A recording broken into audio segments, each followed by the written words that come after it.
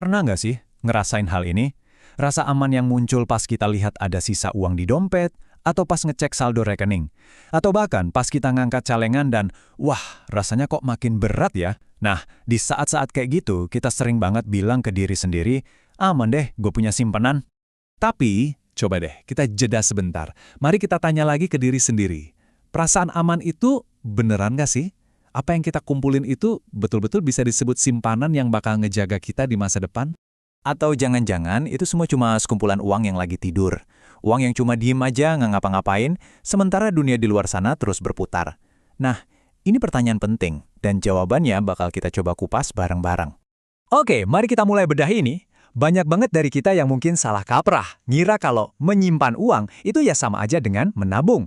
Kelihatannya emang mirip kan? Tapi intinya, dua hal ini tuh beda banget, kayak dua dunia yang terpisah. Nah, disinilah letak perbedaan utamanya. Coba kita lihat ya.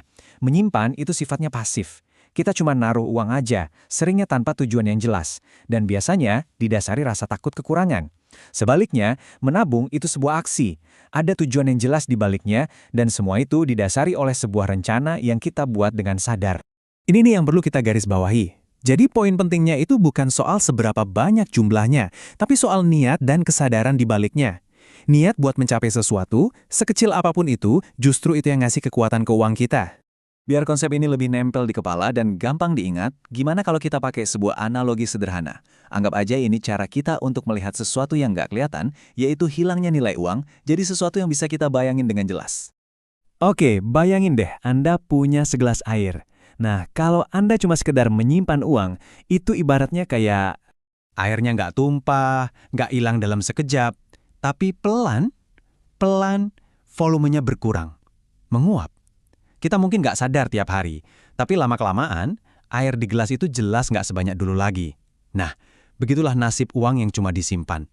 Sekarang, kita lihat sisi yang satunya. Gimana kalau kita menabung secara aktif? Nah, ini dia. Menabung itu ibarat kita naruh air yang sama, tapi di dalam wadah yang ditutup rapat. Airnya jadi aman, terlindungi dari penguapan, terlindungi dari efek waktu yang diam-diam bisa mengikis nilainya. Jumlahnya tetap utuh, baik wujudnya maupun kegunaannya.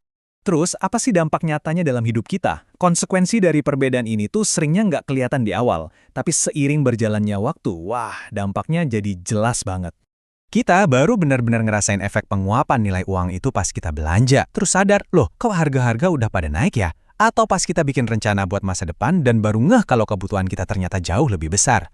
Atau pas tiba-tiba ada kebutuhan mendadak yang butuh biaya nggak sedikit. Dan inilah inti dari semua ini.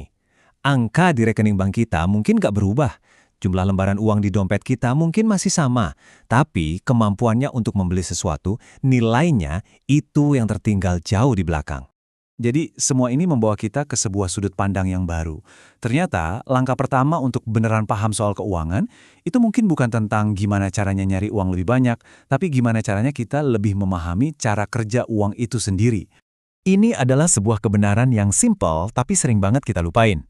Ekonomi itu kan terus bergerak, harga-harga pelan-pelan naik, atau yang kita kenal sebagai inflasi. Nah, di dunia yang dinamis kayak gini, apapun yang cuma diam, pada akhirnya pasti akan ketinggalan, termasuk uang kita. Makanya, solusi dari masalah finansial itu nggak melulu soal kerja lebih keras biar gaji naik.